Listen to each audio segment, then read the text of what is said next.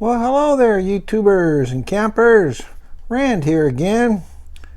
Well, I guess the first thing I'd like to say is Merry Christmas and Happy New Year's. And let's do some camping in 2019. That's my plan anyways. Anyways, how's it going? Yeah, today I'm just kind of hanging around out in the garage, and I thought maybe I'll put a video together. And had to think of something to talk about. When you're not out on the road and got different content every day for being in a different place, you gotta think about it a little bit.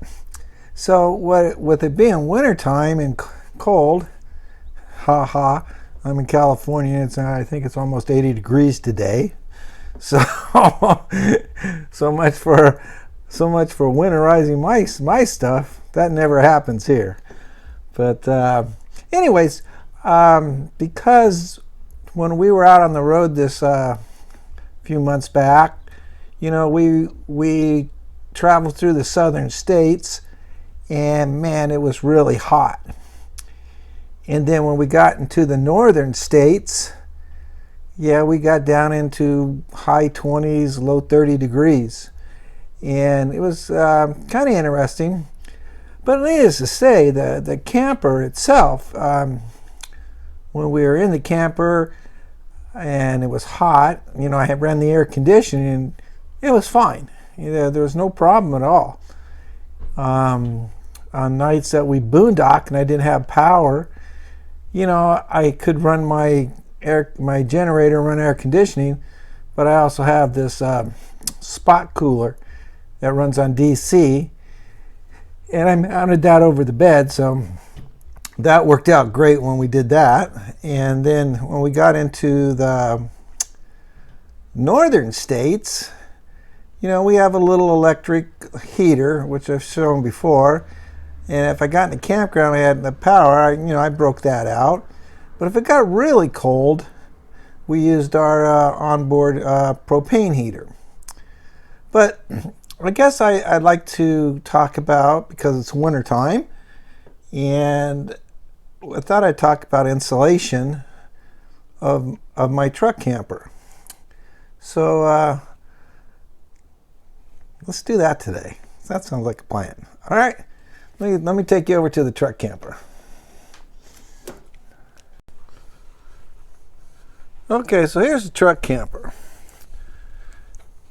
which you guys have all seen already.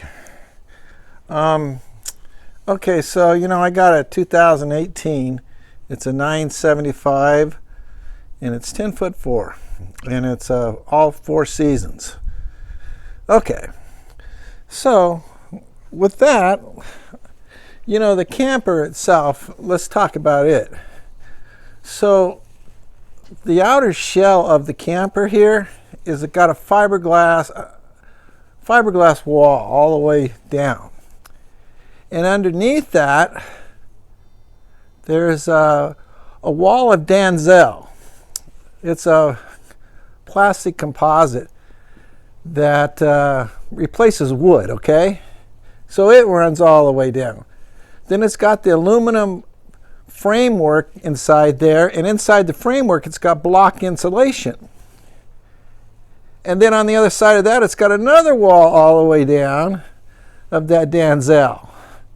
And then you got the interior wall, however thick that is, probably paper thin, I guess.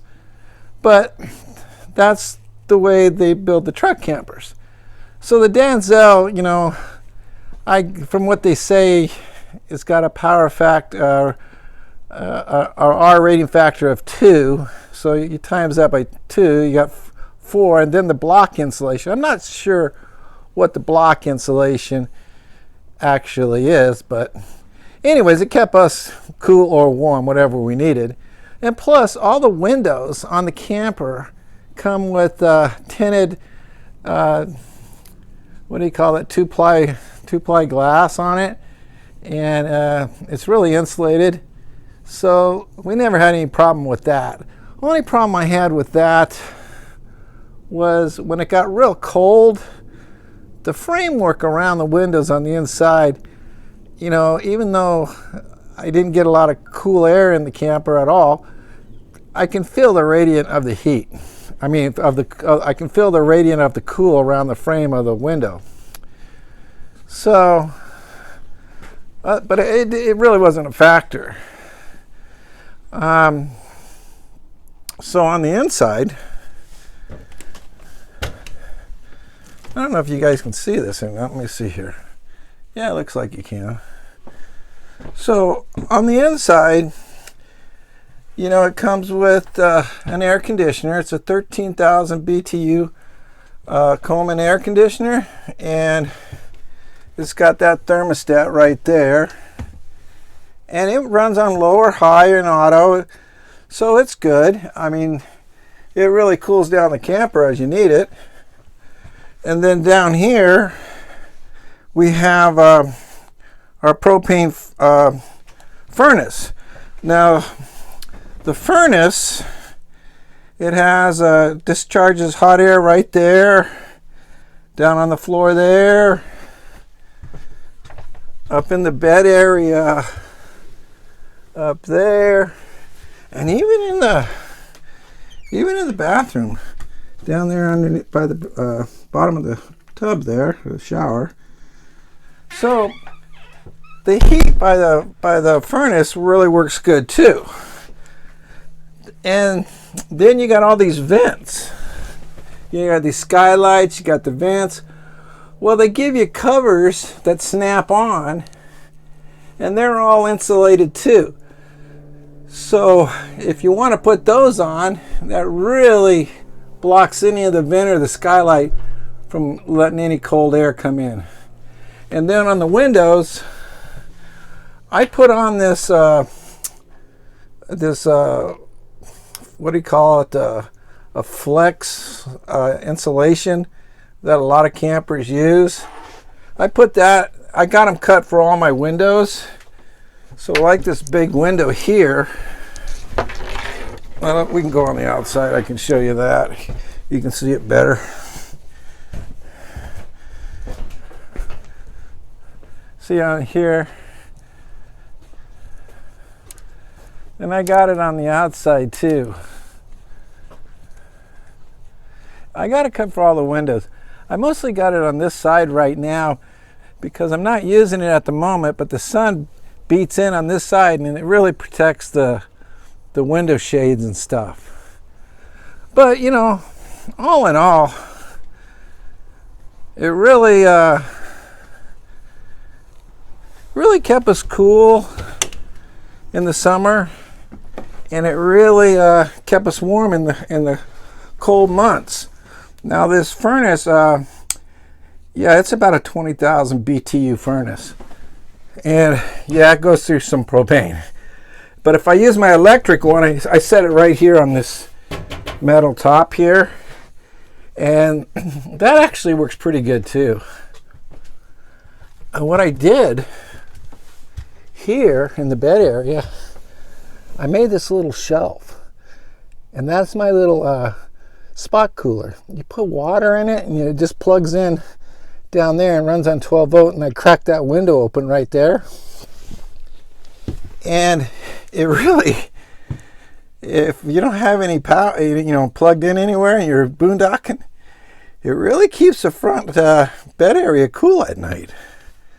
And I like that. That worked out pretty good. So anyways, that's what I wanted to talk about today. And